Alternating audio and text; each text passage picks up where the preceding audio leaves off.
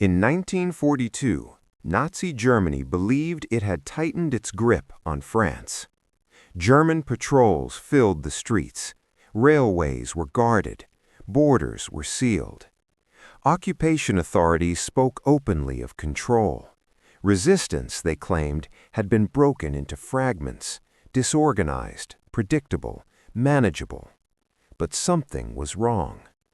German trains failed to arrive on time. Convoys were rerouted into empty countryside and never returned. Resistance fighters vanished moments before arrests were carried out. No matter how aggressively the Gestapo hunted, they could never locate the source. Someone was coordinating these actions. Someone was predicting German movements before they happened. Someone was turning occupied France into hostile ground. German intelligence reports began circulating a warning. Not about an army unit, not about a commander, about a woman. She moved slowly. She carried no weapon. She never stayed in one place for long. And wherever she passed, German control weakened. The Gestapo gave her a name, the Limping Lady. They did not know her face. They did not know her real identity. Only that she was the most dangerous Allied agent operating inside France, and that she had only one leg. Her real name was Virginia Hall. She did not look like a spy. She did not act like one. She had lost the lower part of her leg years earlier in a hunting accident and walked with a prosthetic limb. At a time when militaries rejected able-bodied women for field work, Virginia Hall entered the most dangerous intelligence battlefield in Europe. Not because she was fearless, but because she understood something most people did not. Wars are not won only by force. They are won by information, patience, and control. Virginia Hall was born in 1906 in Baltimore, Maryland. She grew up in a privileged household, but rejected the narrow expectations placed on her. She was restless, determined, and intellectually driven. She studied languages, traveled through Europe, immersed herself in foreign cultures. Her ambition was to become a diplomat, to work inside embassies, influence policy, and operate where decisions were made. But doors closed repeatedly. Not because she lacked ability, because she was a woman. Then came the accident. While hunting in Turkey, she accidentally discharged her weapon, severely injuring her leg. Infection set in. Doctors amputated below the knee. For many, that would have ended any dream of international service. For Virginia Hall, it hardened her resolve. She named her prosthetic leg Cuthbert, not as humor, but as ownership. She refused to allow the injury to define her limits. When World War II began, Virginia Hall was already in Europe. She witnessed countries fall one by one, saw governments collapse in days, watched civilians adapt to occupation and fear. She understood quickly that this war would not be decided only on front lines. It would be decided in cities, villages, and rail yards, in whispers, codes, and timing. She volunteered. At first, there was hesitation. Field intelligence work was considered too dangerous, especially for a woman with a disability. But the British Special Operations Executive, SOE, saw something different. They saw her language skills, her local knowledge, her calm under pressure, and most importantly, her ability to operate alone. She was recruited. SOE training was ruthless. Virginia Hall learned to live under surveillance, how to detect when she was being followed, how to pass information without writing it down, how to recruit people without revealing the network. She learned that hesitation could expose everyone, that trust had to be measured, not assumed. There was no allowance for her prosthetic leg, no adjustments. If she failed, she would be removed. She did not fail. In 1941, Virginia Hall entered occupied France. No dramatic insertion, no backup. She crossed the border with forged papers, a suitcase, and a false identity. Her destination was Lyon, a city crawling with German patrols, informants, and intelligence officers. It was considered one of the most dangerous places in France for resistance activity. Her mission was not sabotage, it was construction. Virginia Hall did not begin with attacks. She observed. She watched which cafes were monitored, which shopkeepers talked too freely, which people avoided eye contact. She memorized patrol schedules, learned how rumors spread, noted who asked too many questions.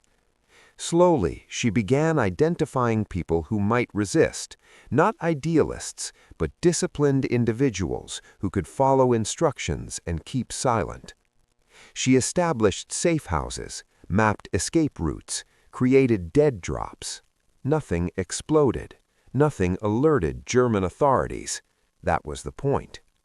Only after months did operations begin, small at first, moving individuals out of danger, passing intelligence quietly, testing reliability. Each success built confidence. Each mistake was absorbed without collapse. By the time the Gestapo noticed resistance activity increasing, they misunderstood what they were seeing. They believed it was spontaneous. It wasn't. By the end of her first year in France, Virginia Hall had created something the Germans did not understand: a system. It did not rely on her presence. It did not collapse when individuals were arrested. It adapted. German intelligence made its first mistake. They believed resistance was disorganized. They did not realize a woman with one leg had already turned their occupation into a problem they could not solve. Virginia Hall was no longer infiltrating France. She was shaping it. By early 1942, Virginia Hall had achieved something rare inside occupied France. She was invisible. Not because she hid constantly, but because she blended into the rhythms of everyday life. German patrols passed her without pause. Informants ignored her. Local officials saw nothing worth reporting. That invisibility was deliberate. Virginia Hall understood that resistance did not begin with weapons. It began with movement, the ability to travel, speak, observe, and return without being remembered. Her first true achievement was not sabotage. It was freedom of movement. Virginia Hall never traveled the same route twice unless she had to. She varied her schedules, changed clothing styles, and avoided predictable habits. She learned how German patrols behaved differently in the morning versus late afternoon, how soldiers relaxed at certain hours, and how checkpoints became careless when routines dulled attention. She memorized faces. Not just German officers, but civilians who lingered too long, who asked unnecessary questions, who repeated information they should not know. She never wrote names down. Everything lived in her head. When she met contacts, meetings were brief and indirect. Conversations were casual. Sensitive information was passed through implication, not statements. If someone seemed nervous or eager, she reduced contact immediately. She understood that enthusiasm could be more dangerous than fear. Once she was confident in her freedom of movement, Virginia Hall began shaping her network into something operational. She divided resistance members into small, isolated cells. Each cell knew only one point of contact. No one saw the full structure. If one group was compromised, the rest would survive. She coordinated the creation of safe houses in Lyon and surrounding towns, apartments, back rooms, barns, and basements where fugitives could disappear for days or weeks. One of her earliest successes involved relocating individuals already under Gestapo suspicion. Using false papers and carefully timed movements, she helped several resistance members leave heavily monitored areas without drawing attention. No arrests followed. That absence of consequence told her she was doing it right. Weapons and equipment were useless if they revealed the network. Virginia Hall delayed requesting major supply drops until she was certain landing zones could be secured without compromise. When the first drops arrived, they were small and precisely timed. Nothing was stockpiled. Weapons were distributed immediately. Radios were hidden separately. Explosives were stored far from meeting locations. She avoided concentration. German intelligence searched for hubs. Virginia Hall built threads instead. One of her most important early contributions was intelligence gathering. She did not rely on dramatic espionage. She relied on observation. Rail schedules, troop movements, supply deliveries, construction activity. Resistance members reported what they saw without interpretation. Virginia Hall analyzed patterns, cross-checked details, and passed only verified intelligence onward. This discipline prevented false alarms and built trust with Allied handlers. Soon, intelligence from her region became unusually reliable. German commanders began adjusting plans based on resistance leaks without realizing how precise those leaks had become. By mid-1942, resistance activity in Lyon increased noticeably. German authorities responded with arrests. Virginia Hall sensed the shift immediately.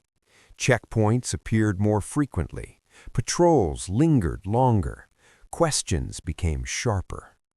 During one meeting, she noticed a familiar civilian face in a cafe, someone she had seen days earlier in a different district. She left immediately.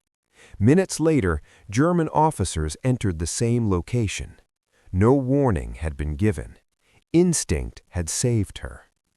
After that incident, Virginia Hall adjusted her methods again. She shortened meetings, relocated safe houses, paused recruitment temporarily.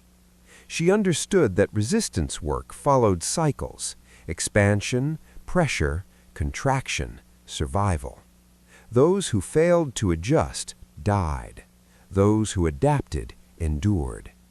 She avoided confrontation, avoided heroics, avoided attention. The war, she thought, rewarded patience, not bravery.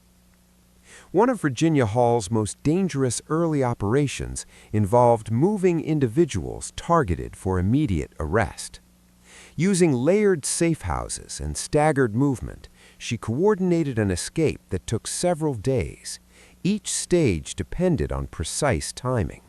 If one person panicked, everyone would be exposed.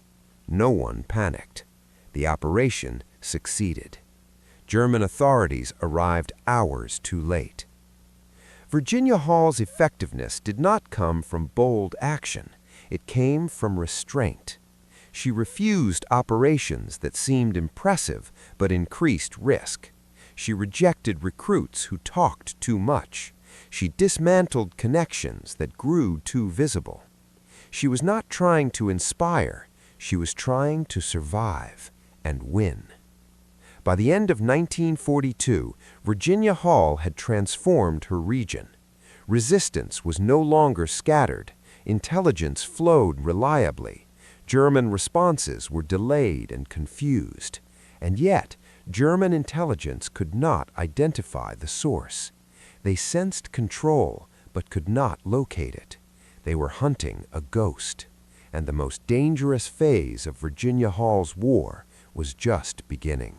By early 1943, German intelligence no longer believed the resistance problem in southern France was temporary. Something fundamental had changed. Operations were no longer isolated. Sabotage was no longer random. Escapes were no longer lucky.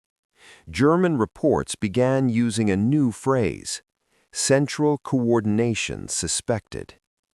That was the moment Virginia Hall became more than an agent. She became a target.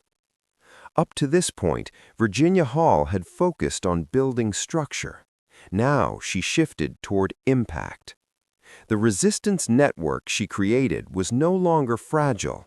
It could absorb losses. It could survive arrests. It could continue operating without her direct presence at every step.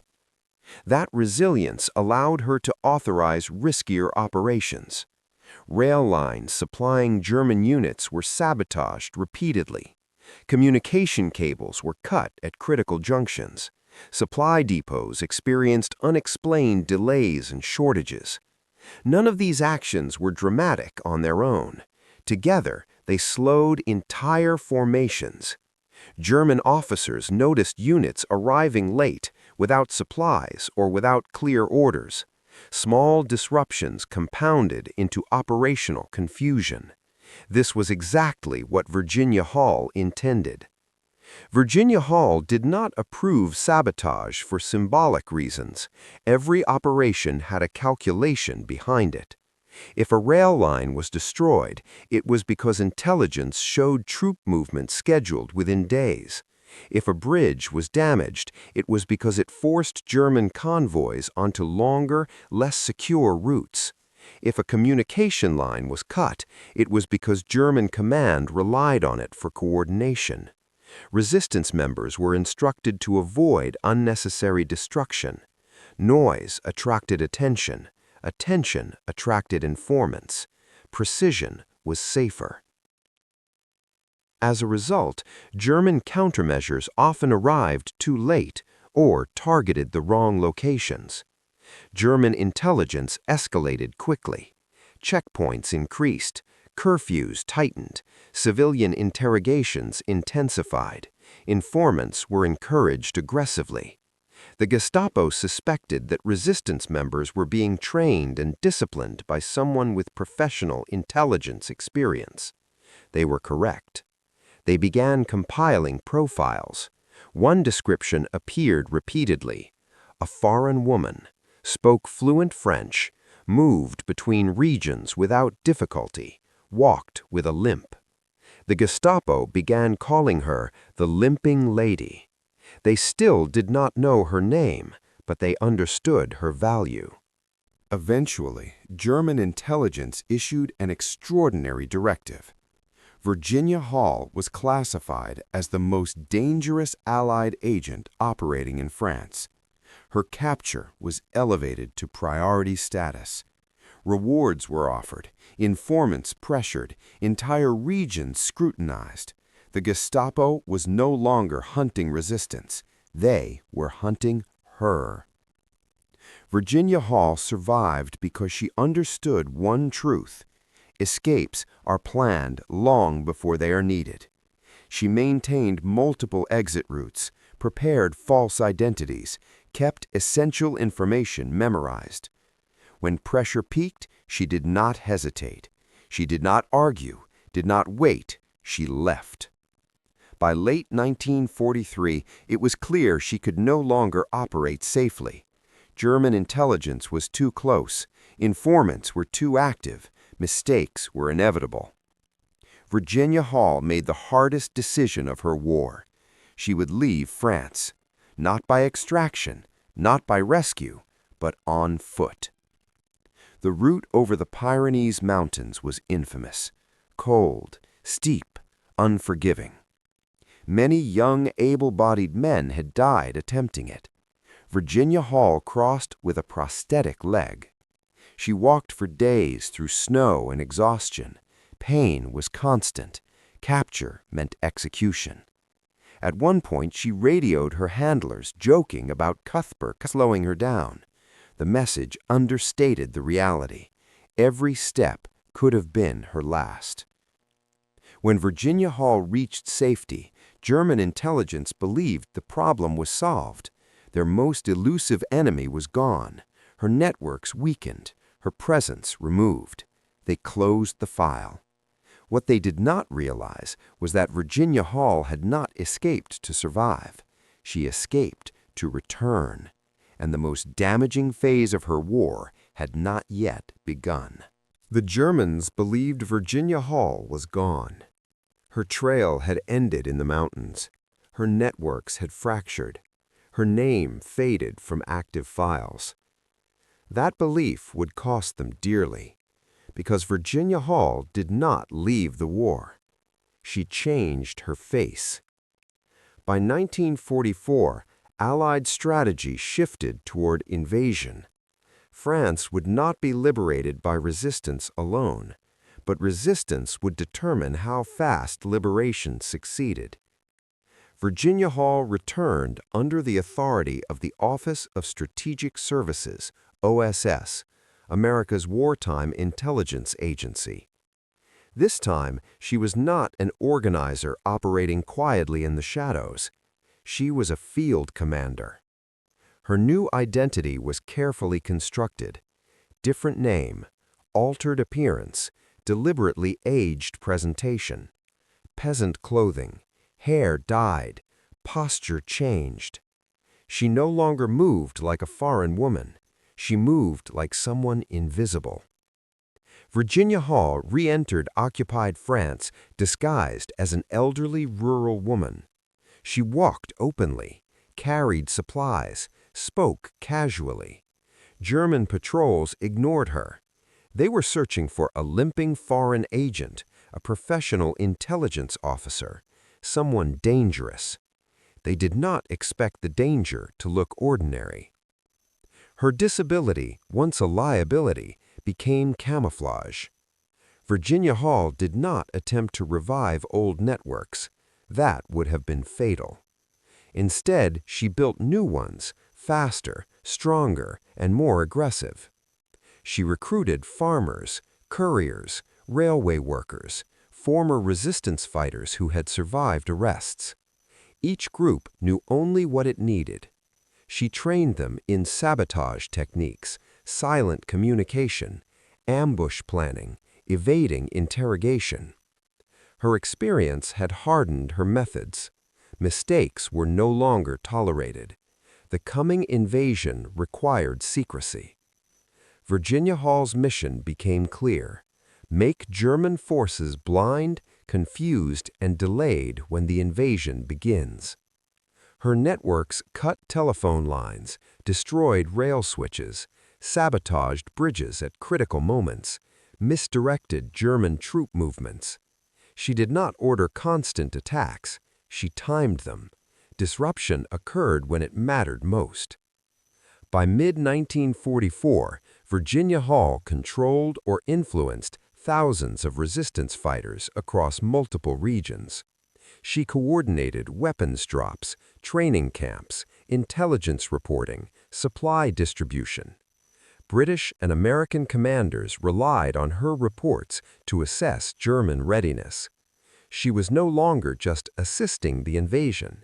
She was shaping it. Despite her rank, Virginia Hall continued fieldwork. She traveled between villages under curfew, delivered instructions personally, inspected sabotage sites, resolved disputes between resistance leaders. At any moment, discovery meant execution. German patrols were everywhere. Informants still existed. She survived through discipline, never emotion. As D-Day approached, German forces experienced increasing chaos. Orders conflicted, communications failed, units moved unnecessarily. They believed they were facing multiple resistance commanders. In reality, much of the disruption flowed through one woman, Virginia Hall. When Allied forces landed in Normandy, German reinforcements struggled to respond. Rail lines were down, bridges destroyed, road blocked. Resistance attacks erupted simultaneously across regions. This was not coincidence. Virginia Hall's coordination ensured the German reaction was delayed when minutes mattered. Allied commanders later confirmed that resistance sabotage saved countless lives during the landings. Unlike many agents, Virginia Hall was never reckless. She avoided heroics, avoided confrontation, avoided attention. Her success came from restraint. She chose survival, because survival allowed continued impact. By the end of 1944, France was breaking free. German forces retreated. Resistance fighters emerged from hiding. Liberation spread. Virginia Hall did not celebrate. She moved on. Her war was not about recognition. It was about results.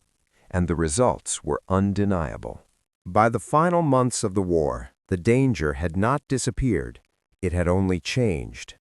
France was being liberated town by town, but German forces still fought desperate rearguard actions. Informants still operated, executions still occurred, and intelligence work remained just as lethal as it had been under full occupation. Virginia Hall did not withdraw. She stayed until the work was finished. As Allied forces advanced, resistance networks faced a new challenge: chaos. Years of underground warfare had created rival groups, old grudges, and uncontrolled violence. Without coordination, liberation could descend into revenge killings and disorder. Virginia Hall was tasked with stabilizing these forces. She helped resistance leaders transition into legitimate authority, prevented retaliatory executions of suspected collaborators, secured intelligence caches before they fell into the wrong hands, ensured arms did not disappear into black markets. This phase of the war was quieter, but no less dangerous. It required judgment, restraint, and moral clarity. Virginia Hall possessed all three. In May 1945, Germany surrendered. Celebrations erupted across Europe. For Virginia Hall, there was no parade. She left France quietly. No headlines, no interviews, no public recognition. The very secrecy that had allowed her to survive now erased her from the public story of victory. Her work remained classified, her name rarely spoken. The war had taken its toll. Years of constant tension, isolation, and danger had left deep scars. Virginia Hall never sought sympathy, but those close to her noted physical exhaustion, lingering pain from her prosthetic leg, emotional distance, a discomfort with attention. She had lived too long under threat to feel safe in peace. Behind closed doors, Allied leadership understood exactly who she was. In 1945, Virginia Hall received the Distinguished Service Cross, one of the highest military honors awarded by the United States, and the only civilian woman to receive it during World War II. President Harry Truman offered to award it publicly.